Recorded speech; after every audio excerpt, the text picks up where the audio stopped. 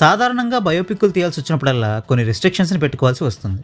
నిజంగా జరిగిన కథను చెప్తున్నప్పుడు మరీ ఎక్కువగా సినిమాటిక్ లిబర్టీస్ తీసుకుంటే ఆ కథలో ఉన్న ఒరిజినాలిటీ పోతుందేమో అన్న ఉద్దేశంతో పెట్టుకునే రిస్ట్రిక్షన్స్ అవి. ఒకవేళ ఈ మట్కా మూవీ కూడా ఒక బయోపిక్ అయి ఉంటే సినిమా బోరింగ్గా ఉన్నా, హై మూమెంట్స్ లేకపోయినా, రొటీన్ స్టోరీలా అనిపించినా ఆ సబ్జెక్ట్ని ఎంచుకోవడాన్ని తప్పుపట్టచ్చేమో కానీ సబ్జెక్ట్ని తప్పుపట్టలేం. బట్ ఈ మట్కా మూవీ బయోపిక్ ఏం కాదు, ఒక వ్యక్తిని చూసి ఇన్స్పైర్ అయ్యి తీసిన సినిమా ఇది. సో ఇక్కడ డైరెక్టర్ని చేతులు కట్టేసి కూర్చోబెట్టేలేదు కాబట్టి ఈ మూవీ స్క్రిప్ట్ రాసే విషయంలో ఆయనకి కంప్లీట్గా క్రియేటివ్ ఫ్రీడమ్ ఇచ్చినట్టే. సో ఒక మంచి సినిమా తీయడానికి కావాల్సినంత స్వేచ్ఛ తనకు ఉన్నప్పటికీ కూడా ఇంత బోరింగ్గా, అవుట్డేటెడ్గా ఈ మూవీని తీశారంటే ఇంకేమనగలం చెప్పండి.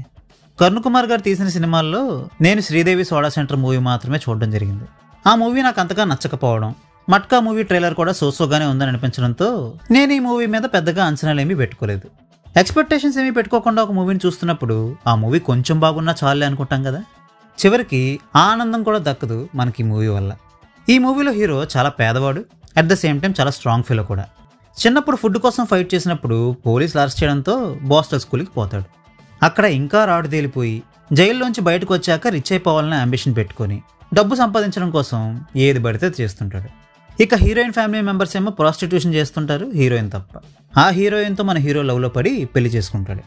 హీరోయిన్ చాలా మంచిది కాబట్టి హీరో క్రైమ్స్ చేస్తున్నప్పుడల్లా అలా చేయడం తప్పని డిస్కరేజ్ చేస్తూ ఉంటుంది. ఇప్పటి వరకు నేను చెప్పిందంతా విన్నాక మీకు బోల్డ్ అని తెలుగు సినిమాలు గుర్తొచ్చుంటాయేమో కదా. రిమైనింగ్ మూవీ కూడా ఈ మాదిరిగానే పరమ రొటీన్గా ఉంటుంది.